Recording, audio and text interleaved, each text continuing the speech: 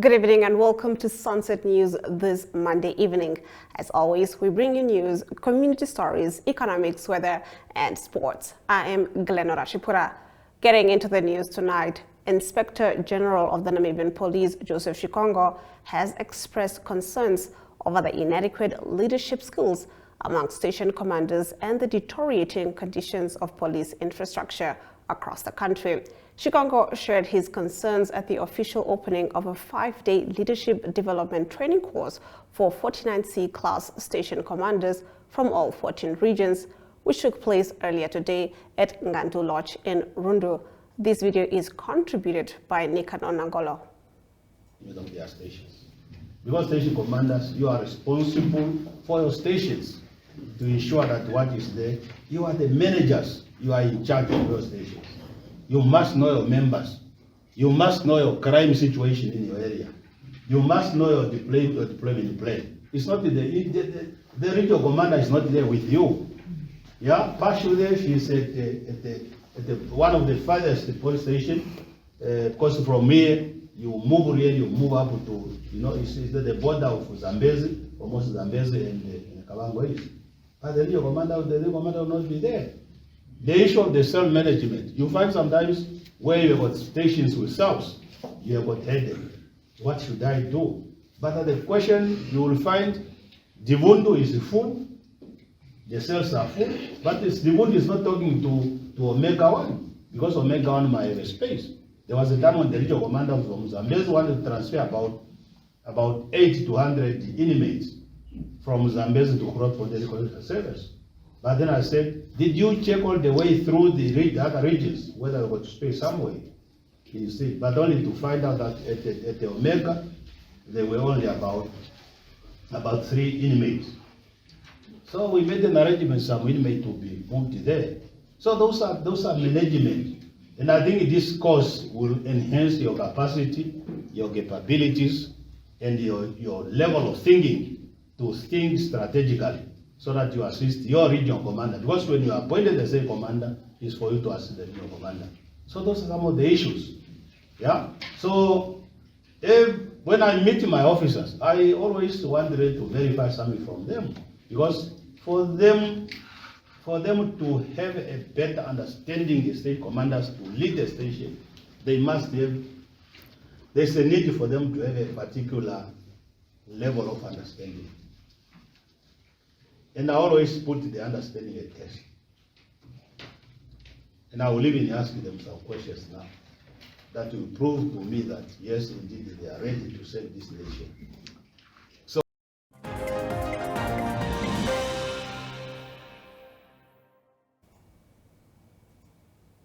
in our next story, about 600 fishermen who lost their jobs during the massive illegal strike in 2015 and were re-employed through the Government Employment and Redress Program, GERP, have already managed to save over $3 million in a bid to get closer to their dream of becoming homeowners.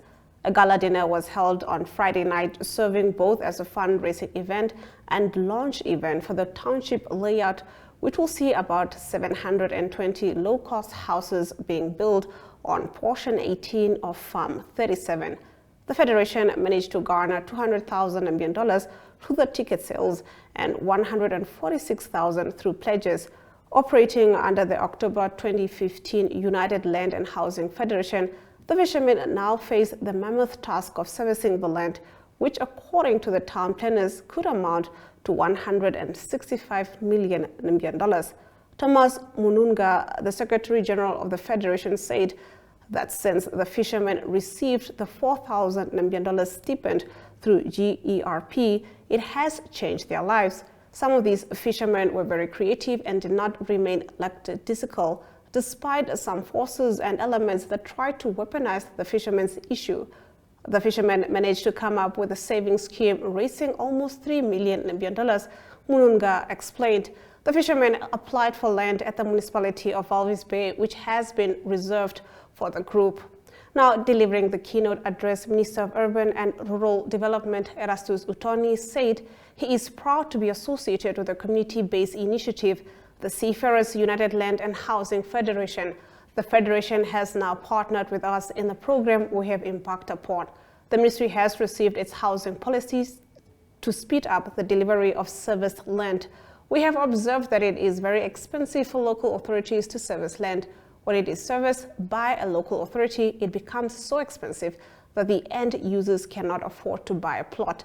The central government has said that we need to invest a lot of money to service land, and we have already requested that local authorities provide us with already planned, surveyed, and registered extensions.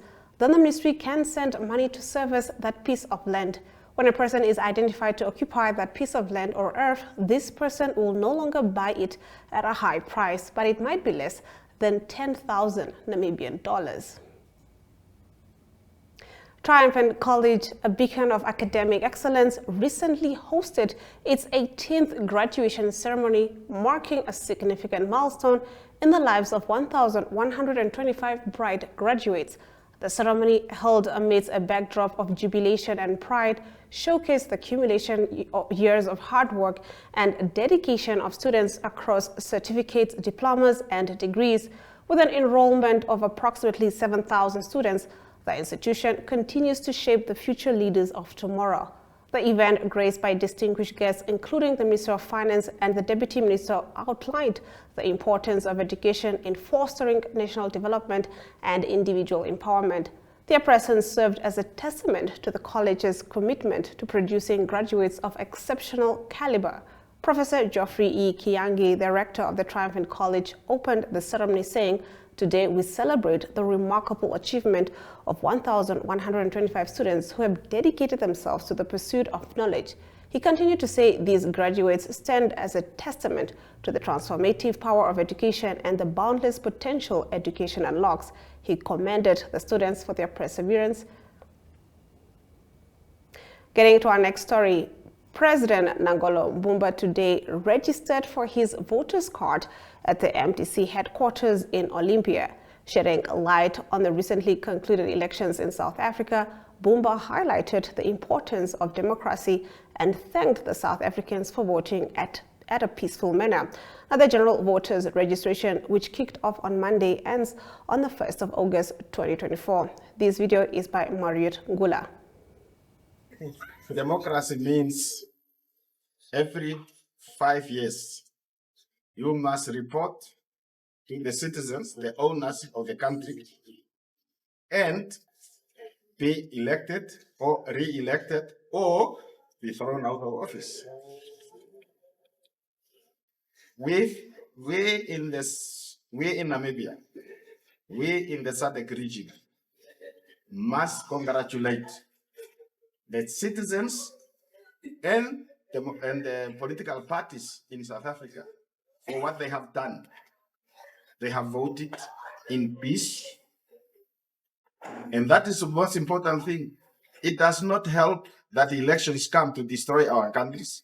Elections only come to renew the mandate of those who represent us in parliament, regional council, or local authority council. It does not give you the right to destroy your country, because your country must remain, stay in peace, stay in unity. Your people must enjoy those rights that are enshrined in our constitution.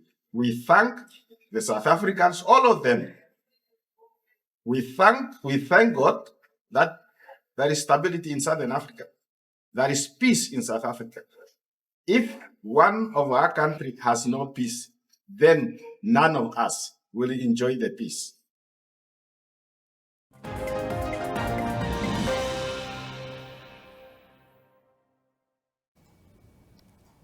That concludes our top stories. On the other side of the break, we take a look at the highlights of the Expedition Africa Namibia Adventure Race. Welcome to Namibia, where adventure meets tranquility. With Enjoy, you have access to a wide range of accommodations to suit every traveler's taste and budget. Experience the finest dining and hospitality Namibia has to offer. Booking your dream accommodation is just a few clicks away with Enjoy. Join thousands of happy travelers who have trusted Enjoy for their Namibian getaway. Your gateway to unforgettable Namibian adventures.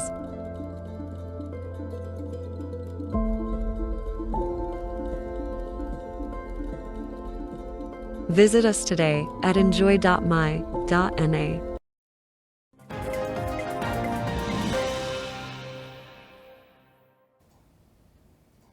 Getting into our community talk, Expedition Africa Namibia highlights. Now, the Expedition Africa Namibia Adventure Race officially concluded with a prize-giving ceremony hosted on Saturday evening in Swakopmund. The top-ranked team, Marel Songles, won the race in a time of 66 hours, 27 minutes. 68 competitors from 11 countries entered the 490 kilometers multi-day adventure race, which also served as a World Championship qualifier. Let's take a look. Once again, welcome to Walvis Bay, welcome to the Erongo region, and welcome to Namibia. Thank you very much for giving me the opportunity, Adam. Welcome to Expedition Africa Namibia, our 12th edition, in the country where I was born, and it feels like home. What's going through your mind, Stefan? Cool. Lekker. It's a beautiful day, but it's going to be brutally hot. Clever team's going to win this one. No testosterone. The sea is flat, so that's cool. Paradise. How else can you feel an awesome day? What a way to start an adventure race. A couple of boats to paddle through, and hopefully pick a boat that doesn't sink.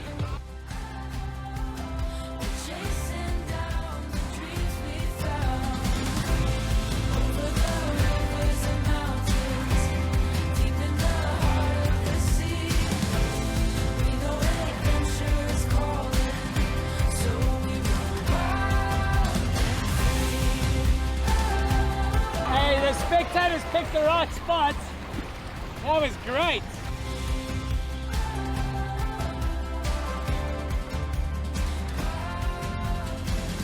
But I always walk in her footsteps. And if she's too fast, I call her back and say, maak vir my spore, ek soek spore.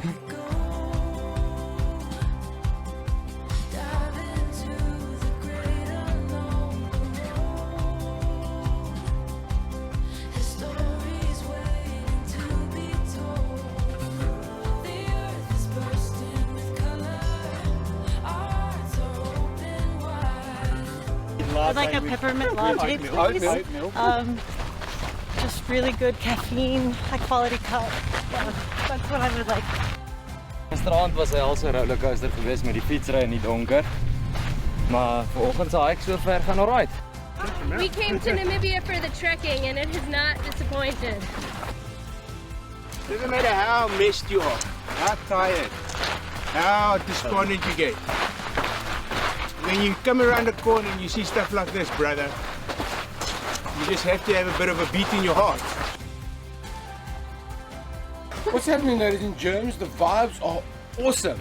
The team is happy days. There's no arguments or fights whatsoever. Oh, shut up, mate.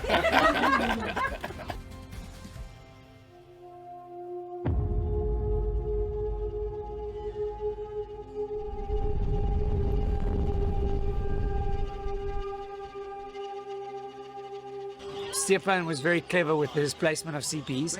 A cave, a rocky house vibe. I swear those are going to have like 50 people in them at the moment. And crazy. It's just like canyon after canyon after canyon. You climb like out of one and you just look over more and you're like, in between the canyons there's like crazy sandy patches. It's, oh, let's not forget the most unbelievable dolerite black ridges. Like, it's unreal. This is the last couple of hours, sure. That's right. I think I feel like a bit of a queen at the moment.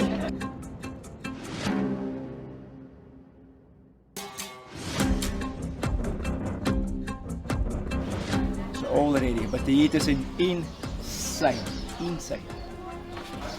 You just sweat, so we were all almost like lying there naked, but just shutting your hour and resting your legs, I think that's the important thing for what's coming now, because as Stefan's race briefing said, this is the most important part, or the hardest part of the whole race, is this cycle. This is barren. It is barren. Nothing.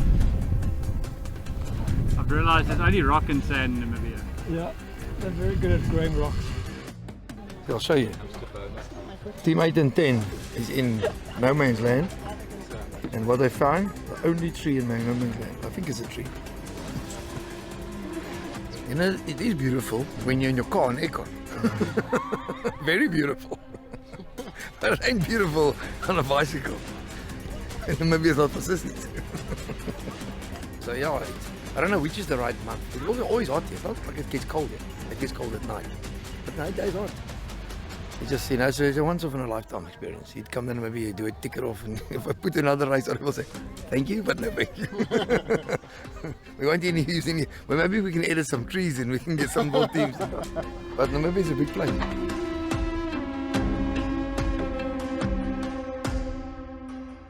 You know, they've lived a life. They've done good racing, seen parts of countries. Yeah.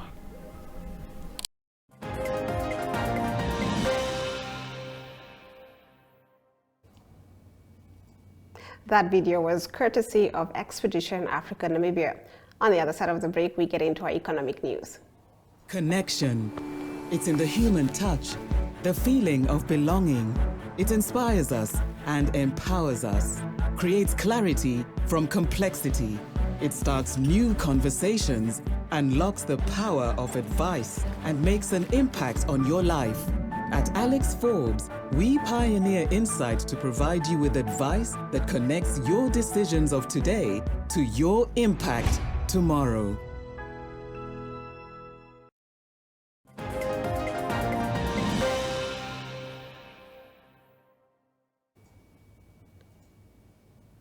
In our Market Watch contribution, FNB Namibia says it expects the inflation rate to hover around the 5% mark for the year, adding it should slightly rise above 5% in the short term.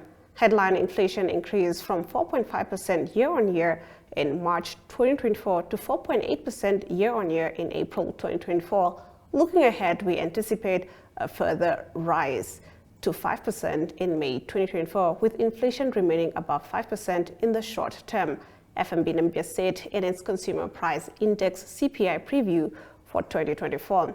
The projection is based on an expected drought fueled by the El Nino weather phenomenon, which the financial institution said will likely drive food inflation.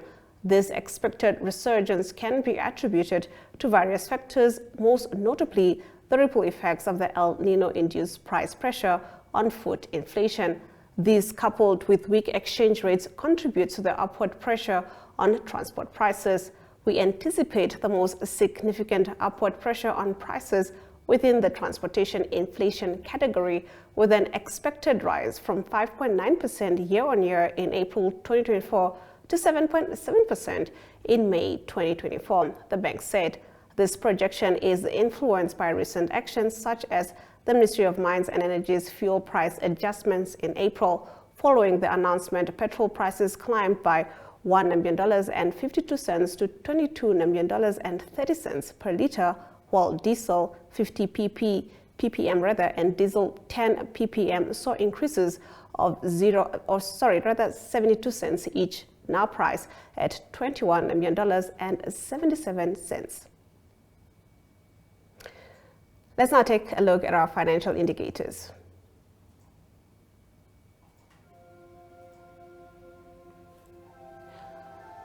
The Namibian dollar trades against the British pound at 23.64, against the euro at 20.15, against the US dollar at 18.52, 2 Namibian dollars and 56 cents gets you one Chinese yuan. On the commodities market, gold and copper went up while platinum and Brent crude oil went down. Brent crude oil trading at 1.67%, going for $79 and 77 cents per barrel. On the other side of the break, we take a look at our international news.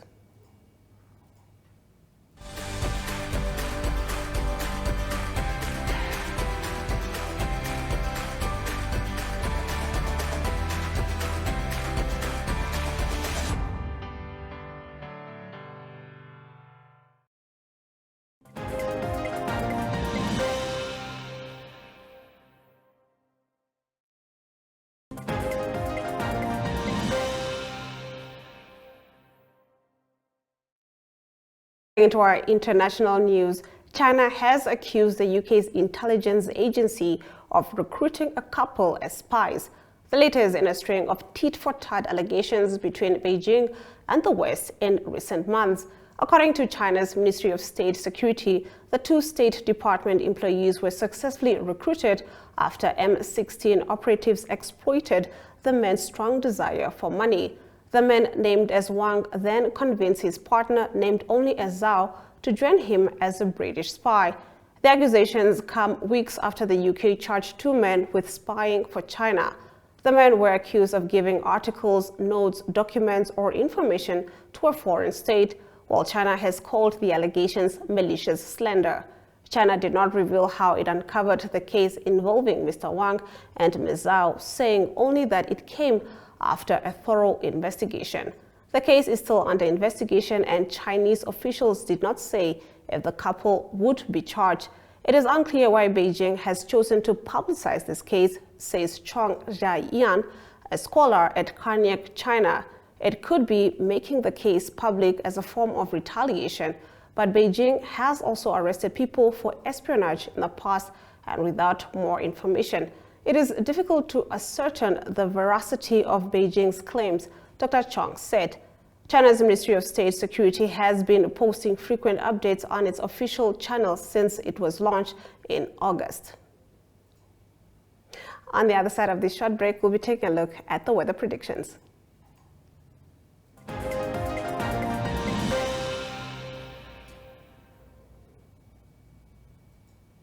Today was pretty cold in the capital city and also across Namibia. Let's take a look at what the weather predictions looks like for tomorrow. Katima Mulilo can expect a minimum of 7 degrees Celsius and a maximum of 32 degrees Celsius, while Ruacana can expect partly cloudy conditions with a minimum of 9 degrees Celsius and a maximum of 28 degrees Celsius. Handys Bay can expect a minimum of 10 degrees Celsius and a maximum of 17 degrees Celsius, while Rehoboth can expect a minimum of 3 degrees Celsius and a maximum of 23 degrees Celsius. We'll now head over to the sports desk, proudly brought to you by Sports Reps.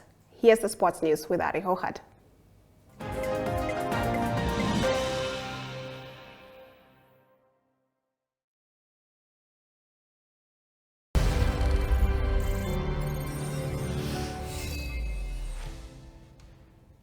Good evening and welcome to the Sunset News Sports section. I'm Jesse Jackson Kauraifa. Vise scored 13 runs and restricted Oman to 10 in the Super Over after the match was tied at the end of each side's 20 overs. Namibia scored a nerve-shredding victory over Oman in their T20 World Cup Group B clash in Barbados after a low-scoring thriller was decided by a Super Over. David Vise was the hero for Namibia in Sunday's late match, contributing to 13 runs in African Super Over total of 21 before restricting Oman to 10 runs with the ball in hand to seal a crucial win at Kingston. Brave Warriors coach Colin Benjamin is adamant that the players have had something to learn from their 1-1 draw against Lesotho in Soweto on Sunday. The new-look Brave Warriors started the international friendly without the most of their regular stalwarts against a well-drilled Lesotho. It was, however, much more of an experiment for Benjamin to give some of his new selections their debut. The Brave Warriors opened their scoring in the second half through midfielder Erastus Kalula after the first half ended goalless. Namibia are set to play against Liberia on Wednesday and Tunisia, that is on Sunday 9 June at the Orlando Stadium in their ambition to qualify to their first ever FIFA World Cup. FNB Rio Falcon and FNB Western Suburbs both delivered shock upsets to probably stir things up at the conclusion of the first round of the Namibia Rugby Union Premier League. FNB Unam were unbeaten front runners until Saturday's match 8, but their 17-21 loss at the Rio Falcon opened the door for the students to be overtaken by FNB Wanderers to the top spot for the first time this season. FNB Kudus were held onto their third position, but would also not have expected to lose by 1 point, that is 23-24 against Suburbs in Commersdal. That is all we had for you tonight.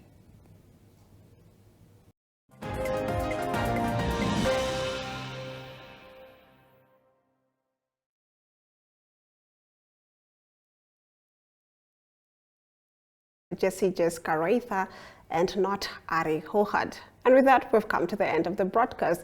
Do make sure you join Sunset News on Facebook, on all the NMH platforms on weekdays, as well as on our website, oneup2.com. Sunset News screens on DSTV channel 285 and GoTV channel 25 every weekday and Sundays from 7:30 p.m. to 8 p.m. I am Glenora Shipura, and this has been Sunset News. Don't end your day without us.